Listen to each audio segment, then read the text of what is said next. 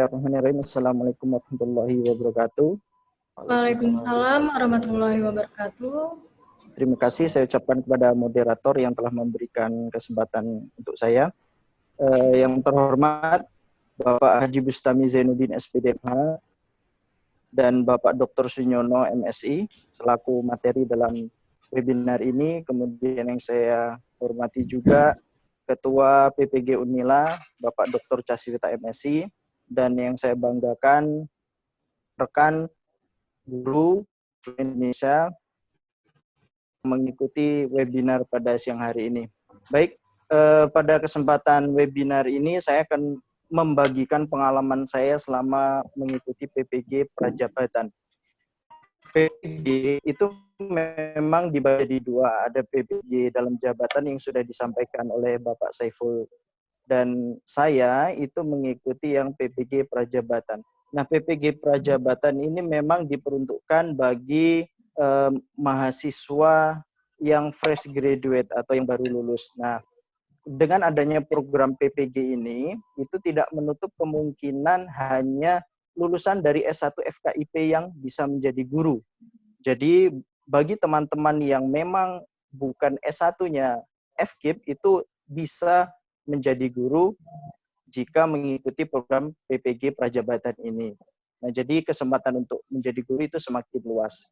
Karena di pengalaman saya ketika melaksanakan PPG Prajabatan tersebut, banyak sekali yang berasal dari non-FKIP. Ada yang dari teknik, kemudian dari MIPA, dan juga pertanian. Nah, itu bisa berpeluang menjadi guru profesional. Next.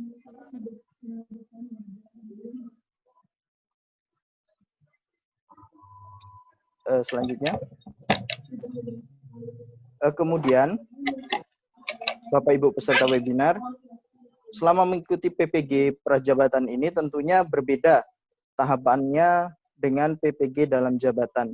Jika PPG dalam jabatan itu melalui panggilan di SIM PKB dan sudah pelaksanaannya itu oleh dinas, nah PPG Prajabatan ini kita harus mandiri.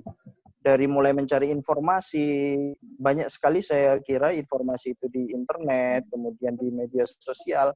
Saya dulu di 2017 itu kebetulan mendapatkan informasi PPG Prajabatan ini dari Bapak Dr. Sunyono, yang kebetulan memang dosen saya dulu.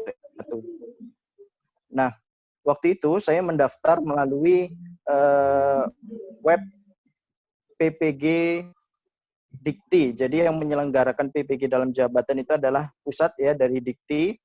Kemudian pendaftarannya melalui online, semua dilakukan. Kemudian sekarang ada yang namanya seleksi berkas. Nah, seleksi berkas itu adalah memeriksa apakah data-data yang kita upload, yang kita lampirkan itu sesuai dengan persyaratan yang diminta.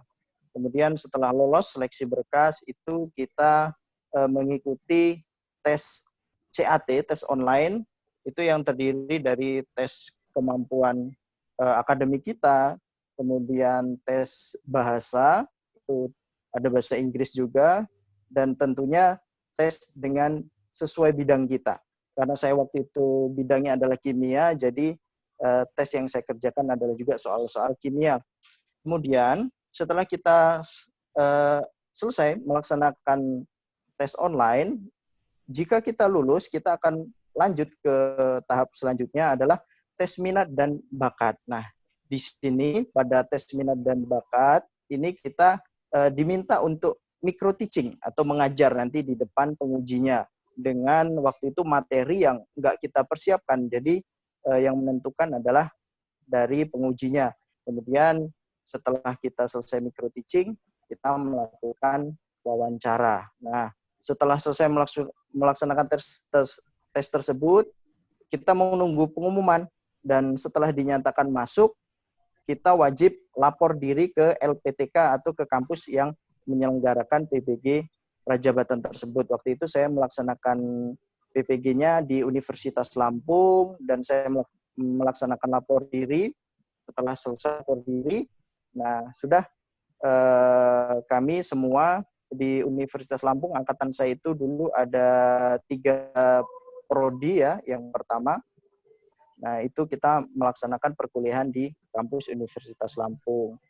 Nah, perkuliahannya pun sangat menarik, sangat bermanfaat sekali. Kenapa saya bilang bermanfaat? Karena benar-benar menambah pengetahuan kita dan keprofesionalan kita untuk di bidang keguruan ini.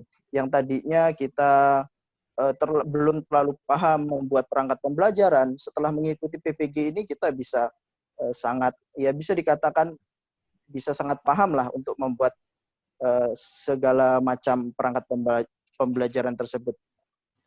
Kemudian selain kita diberikan materi bagaimana cara membuat perangkat pembelajaran, kita juga diberikan materi tambahan, pendalaman materi. Jadi tidak hanya perangkat, kita juga diberi pendalaman materi, kemudian banyak sekali manfaatnya.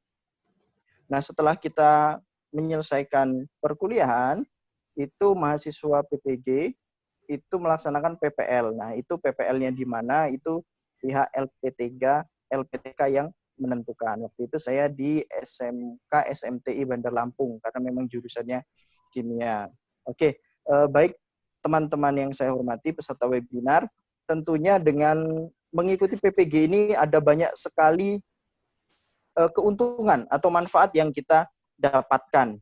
Yang pertama tadi sudah dikatakan, pasti kita akan lebih handal, lebih mantap dalam pembuatan perangkat pembelajaran, kita lebih percaya diri dalam mengajar, itu sudah pasti.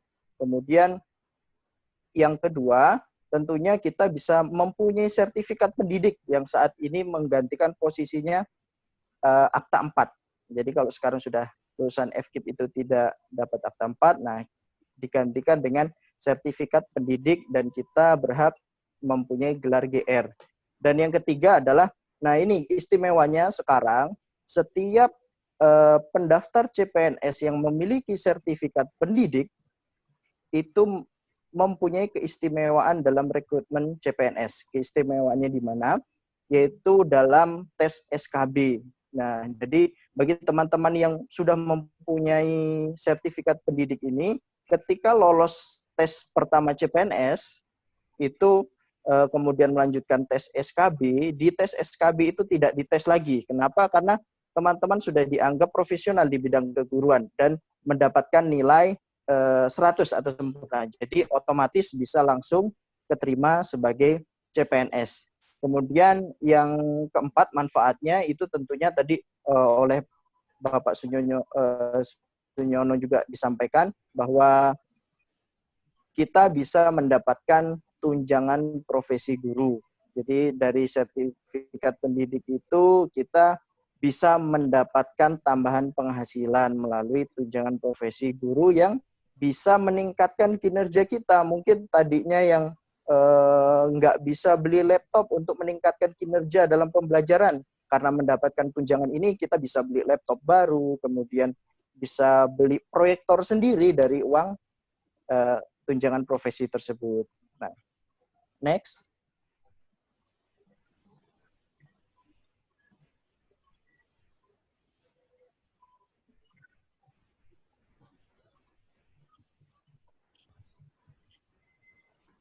Nah, teman-teman semua, selama mengikuti PPG Prajabatan ini, tidak hanya kegiatan materi saja yang kita dapatkan. Di situ juga kami dibekali kegiatan-kegiatan ekstrakurikuler. Jadi selama mengikuti perkuliahan, itu kami mengikuti bela negara, kegiatan bela negara. Waktu itu kami dilatih oleh anggota TNI yang latihannya juga semi militer, yang tentunya tujuannya adalah agar menumbuhkan rasa cinta tanah air untuk guru-guru kita semua. Kemudian kegiatan yang kedua itu adalah pelatihan kepramukaan menjadi pembina pramuka atau KMD. Jadi sekarang di kurikulum yang terbaru sekarang K13, jadi memang ekstrakurikuler pramuka itu wajib Dan setiap guru itu harus memiliki kemampuan menjadi pembina pramuka. Nah, melalui program PPG ini, teman-teman juga nanti akan dilatih dan mendapatkan sertifikat KMD dan layak menjadi pembina pramuka di sekolahnya masing-masing. Kemudian selama perkuliahan juga kami diberikan bekal praktikum karena saya adalah jurusannya kimia, ya, jurusannya kimia, jadi banyak sekali praktikum. Nah, selama PPG ini oleh Unila difasilitasi praktikum. Itu luar biasa sekali untuk menambah keterampilan kami mahasiswa dalam melakukan praktikum. Dan setelah kita selesai menjalani kuliah selama 1 tahun, itu kami melakukan UKM PPG, uji kompetensi mahasiswa PPG, yang terdiri dari 2. Yang pertama adalah ujian pengetahuan dan ujian kinerja. Ya, mohon maaf Bapak Restu, waktunya tinggal 1 menit lagi. Ya, nah itu. Dan setelah selesai melaksanakan UKM PPG dan dinyatakan lulus, nah kami semua melaksanakan yudisium dengan tujuan adalah pengukuhan gelar. Dan kita berhak untuk memakai gelar GR dan menjadi guru yang profesional. Nah, kalau sudah di yudisium, teman-teman bisa mendapatkan contoh sertifikat pendidik di slide selanjutnya.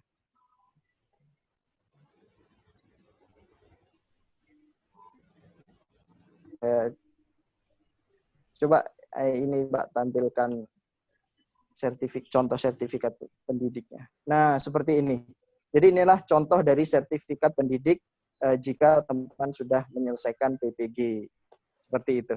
Mungkin itu saja yang bisa saya sampaikan. Terima kasih atas waktu yang diberikan. Saya akhiri.